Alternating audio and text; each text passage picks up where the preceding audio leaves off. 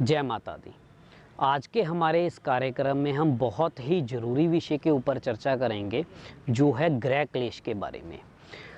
बढ़ते समय के साथ साथ घर परिवार के अंदर लड़ाई कलेश जो है वो बढ़ते चले जा रहे हैं। घर में परिवार के मेंबरों में सहन शक्ति ख़त्म होती जा रही है और दिन प्रतिदिन लड़ाई कलेश इतने हद तक बढ़ जाते हैं कि जो कि बीमारी का रूप भी जो है वो धारण करते हैं। सबसे पहले हम कुछ योगों की बात करते हैं कि जिनके कारण घर परिवार के अंदर हमेशा कलेश ही रहते हैं।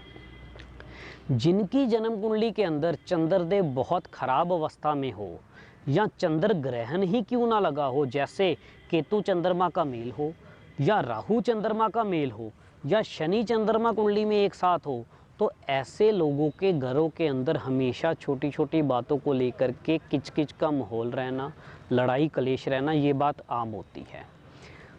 दूसरा योग जो है, यदि जन्म कुंडली के अंदर राहु बृहस्पति का मेल हो, जिसको गुरु चंडाल योग भी कहा जाता है, ये भी घर परिवार के अंदर हमेशा कलेश का कारण बनता है। या फिर जन्म कुंडली का चौथा घर, जो हमारी माँ का घर भी माना जाता है और हमारा खुद का रहने वाला घर भी माना जाता है, तो चौथा घर यदि जन्म कुंडली में बहुत खराब अवस्था के अंदर हो या इस घर के अंदर शनि राहु या केतु ग्रह बैठ जाए या मंगल देव जो इस घर के अंदर नीच माने जाते हैं वह आकर के बैठ जाए, तो घर परिवार के अंदर हमेशा छोटी छोटी बातों पे कलेश रहते हैं और घरों के अंदर बीमारियां भी आती चली जाती है, जिसके अंदर रुपया पैसा भी खर्च होता है और साथ ही घर के अंदर कभी भी रुपये पैसे की स्थिरता नहीं बन पाती। पैसा घर में आएगा बाद में और खर्च पहले हो जाएगा। तो ये जो योग जन्म कुंडली में यदि आपके भी बन रहे हैं और घर के अंदर हमेशा लड़ाई झगड़े रहते हैं, जिसमें परिवार टूटने तक की नौबत, घर में माता पिता से अलग रहने तक की नौबत आ जाती है, अगर ऐसे हालात बन रहे हैं तो आप भी अभी जो मैं उपाय बताने जा रहा हूँ वो उपाय करके अपने जीवन में आ रही समस्याओं को दूर कर सकते हैं।